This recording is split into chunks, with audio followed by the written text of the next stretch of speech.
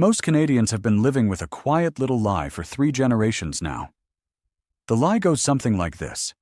Everything is expensive because Canada is simply a great place to live.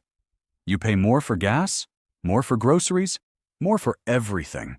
And in return, you get clean streets, free healthcare, and polite neighbors. Just accept it. Stop complaining, and get on with your life. And for decades, we did exactly that. But I am Alex, and here on Canada Finance with Alex, my job is to show you the numbers that your bank, your grocer, and your phone company are hoping you never actually sit down and look at. Because in 2025, the quiet lie has become a full-blown financial crisis hiding in plain sight. Wages have crawled up by maybe 3%.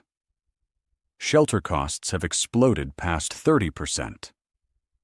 And the average Canadian household is now reaching for the credit card just to keep food on the table. So today I want to walk you through 5 specific places where your money is silently bleeding out every single month, with real numbers from StatsCan, the CRA, and the Big 5 banks themselves.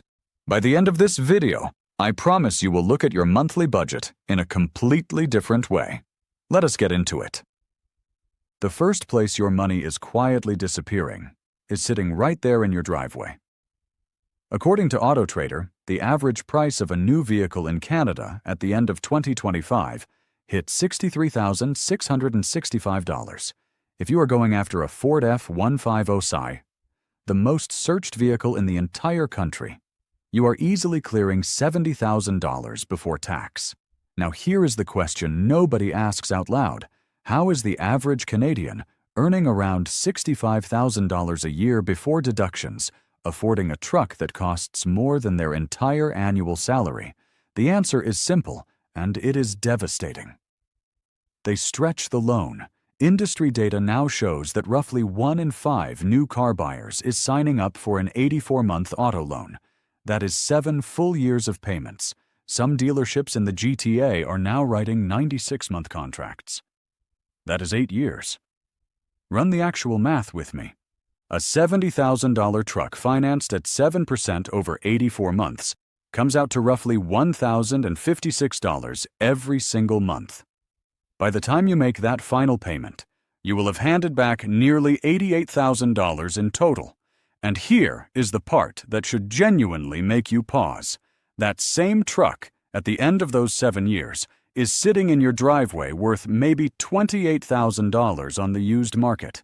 Economists have a term for this trap. They call it being payment broke. You can cover the monthly number so everything feels fine, but your net worth is silently bleeding out into a depreciating box of steel, 1 loonie at a time. The second leak is the most polite robbery in Canadian financial history, and it happens inside a branch with a smile and a complimentary coffee. You walk into your local Big 5 bank to open an RRSP. The advisor is friendly, the office is comfortable, and they recommend one of the bank's own balanced mutual funds. You sign the paperwork. You walk out feeling like a responsible adult.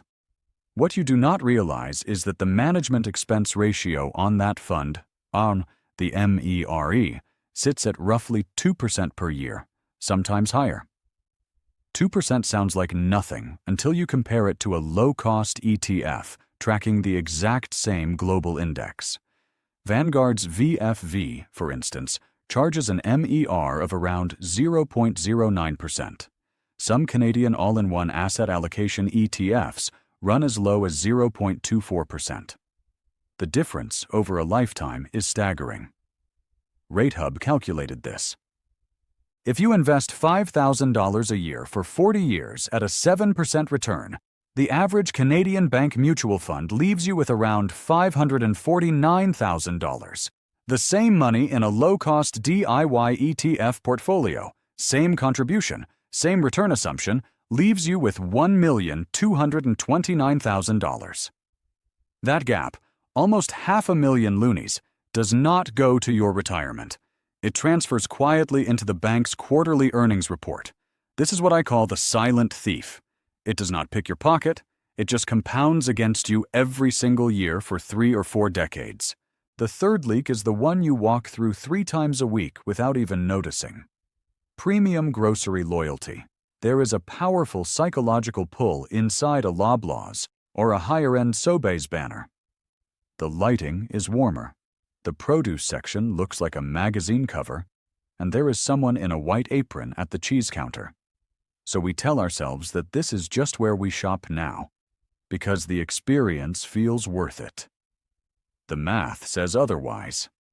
Independent price comparisons from 2025 show the same loaf of Wonder Bread running $4.39 at one chain and $2.99 at No Frills. Same bread, same factory, a 45% markup for nicer floor tiles and softer lighting. Stretch that premium across your entire weekly cart, and the average Canadian family is leaking somewhere between $150 and $300 every month. Over a year, that is up to $3,600. Invested consistently over a decade, that money becomes well over $50,000. Switching to Freshco, No Frills, or Costco for your staples is not about being cheap. It is about reclaiming 3,000 loonies a year that Loblaws was never entitled to in the first place. The fourth leak is the single largest fee most Canadians will ever pay in their entire lives, and almost nobody negotiates it. In November of 2025, the average sale price of a home in the GTA was $1,039,458. The Standard Real Estate Commission, still spoken about as if it were some kind of natural law, sits at 5%. On a typical Toronto home sale, the seller is handing over $51,972 in commission. Add HST on top, and that total climbs to nearly $58,730. I want you to sit with that for a second. $58,000. That is more than the average Canadian's entire gross annual salary, paid out for what is often 3 weekend open houses, a set of listing photos, and an MLS upload. Here's what your agent is not going to tell you in that initial meeting. Commissions in Canada are not regulated. They are completely negotiable. 1% Realty in the GTA charges 1% of the sale price, plus a flat fee under $1,000. Discount brokerages routinely cut the total bill in half. The savings on a single GTA or GVA transaction can fully fund a child's RRSP from kindergarten through university, or put a down payment on a second property. Paying a flat 5% in 2025 is not a service fee. It is the greatest single-value leak in the entire Canadian middle-class economy. The fifth leak fits right in your pocket: your cell phone bill. According to half a dozen international price studies, Canada consistently ranks among the most expensive countries in the industrialized world for mobile wireless service. The average Canadian is paying somewhere between $75 and $100 a month for their plan. Rogers, Bell, and TELUS control roughly 90% of the market, and they price like it. But here is the part that should genuinely frustrate you. The average Canadian is on Wi-Fi at home, on Wi-Fi at the office, and on Wi-Fi at every coffee shop they walk into. That unlimited data you are paying a premium for is almost never fully consumed. Regional carriers like Freedom Mobile and Public Mobile now offer 100 gigabytes of real data plus North American coverage for around $35 a month. That is a $65 gap every month, which adds up to $780 every year, for nothing but the brand name on your bill. So why do we keep paying? Why does the average Canadian look at all 5 of these leaks and just shrug and renew? Consumer psychologists call it lifestyle paralysis. The deep, almost biological resistance to changing a habit, even when the numbers are screaming that the habit is slowly making you poorer. Switching banks feels disloyal. Shopping at No Frills feels like a step down. Negotiating commission feels rude. Driving an older car feels embarrassing in the driveway.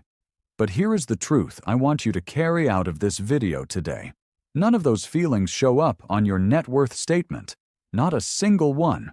The wealthy Canadians I have studied for 15 years, the ones who retire quietly at 55 with 2 paid-off properties and a 7-figure RRSP, do not see themselves as polite consumers. They see themselves as strategic capital allocators. They do not ask whether they can afford the monthly payment. They ask what something is costing them over 30 years. They do not buy the experience. They buy the outcome. Plug these 5 leaks and you will be wealthier in 2034 than 90% of Canadians earning twice your salary, because the math in this country does not care how polite you are. It just keeps running. If this video opened your eyes to something, do me a favor and hit that subscribe button right now. I am Alex.